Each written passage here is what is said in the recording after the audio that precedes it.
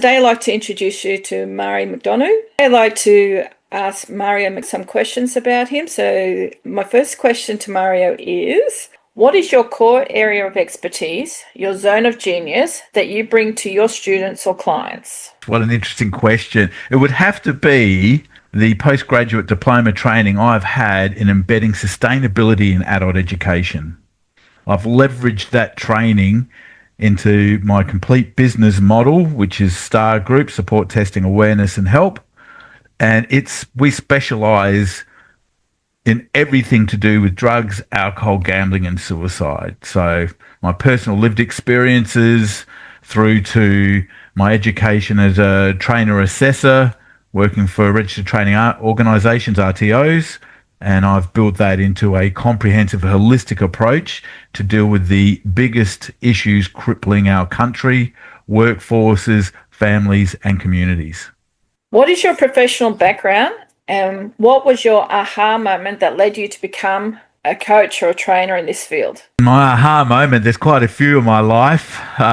If we go through my lived experiences from a really bad childhood through to a life of self-destruction, no self-worth, drugs, alcohol, gambling and suicide ideation. That got me arrested, and that was the best thing that happened to me. That was the real aha time to sit, reflect and take stock of my life and actually start looking after me.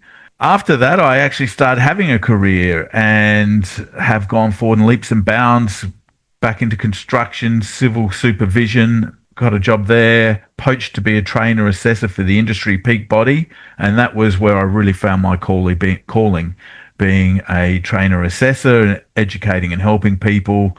And that's transformed into my own business now with Star Group, starting off with screening on site, doing testing for drug and alcohol management, policy, procedure, and employee assistance programs, including mental health coaching, which I perform.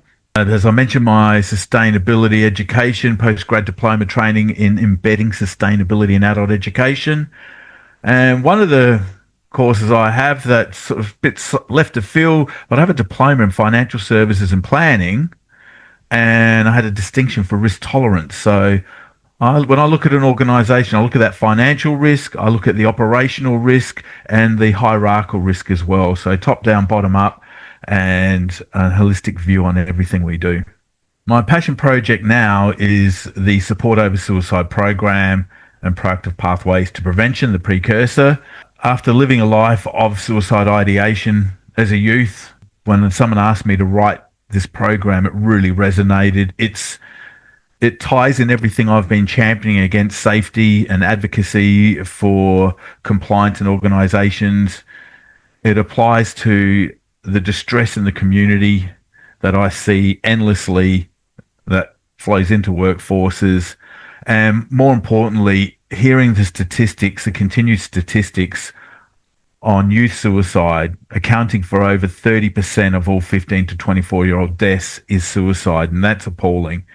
So, and I'm a parent. I have a teenage daughter, and hearing her issues with life and so on, it has been such a big concern that I've focused this training around not just youth. I've written in a way that it applies to everyone so that we break societal conditioning. And that's the biggest problem because no one wants to speak up. I'm a pretty open book with my life, my journey. There's podcasts telling that story. And I hope that helps people in this program and the physical movement, the support over suicide. That is to give people the emotional resilience to deal with the topic, self-grounding, and feel our support and unity and solidarity. One, to tackle the subject and to talk from the heart when you're helping someone with suicide ideation. If we can break those societal conditioning, we can solve the suicide equation and halve the suicide rate by 2028. Thank you.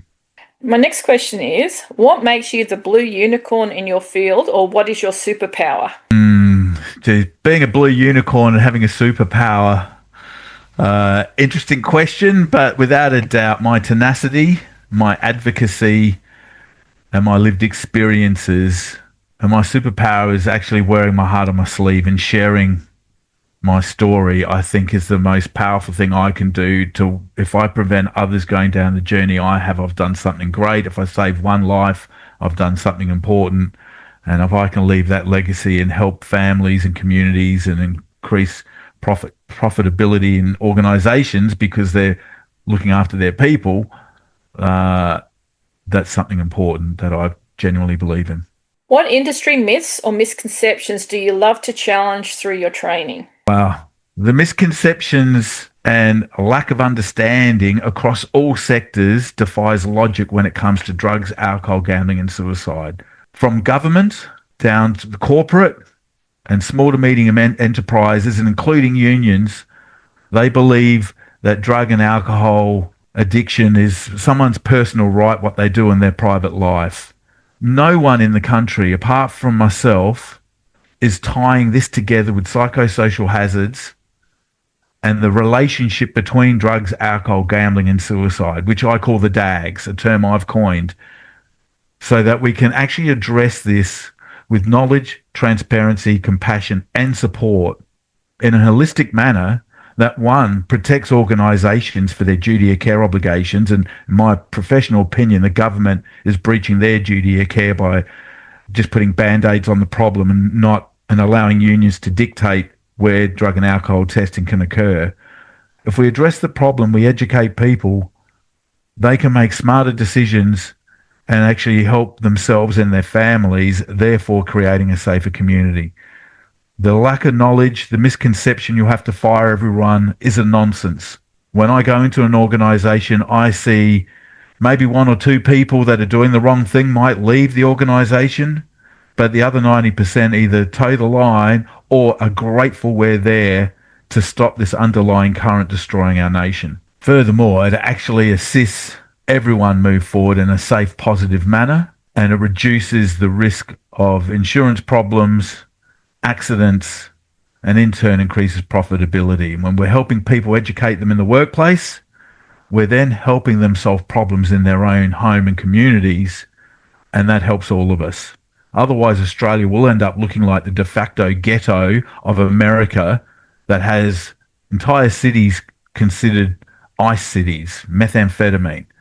If we don't do something and stand up and actually take this as an holistic approach, the frivolous claims will continue to occur, the disengagement in schools, recidivism at 50% in jails and over will just continue to occur while we all sit back and watch the ice epidemic rage out of control in this country. We need a holistic approach, and the training I provide supports all of that.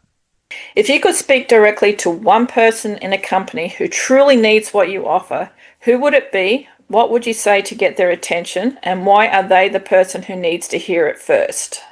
Only one person that truly can make a difference in any organisation, and that's either the owner or the CEO.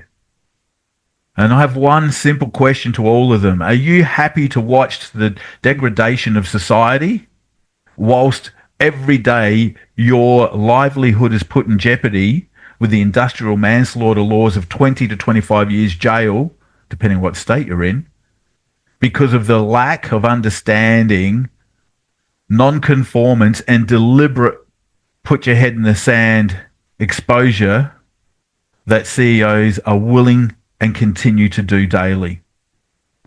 There is only one way to tackle a problem, and that is shine sunlight on it. And if you address these problems for the DAGs in an open umbrella with all the systems in place, we sterilise the situation, we boost compliance, we increase safety, knowledge, and accountability, more importantly.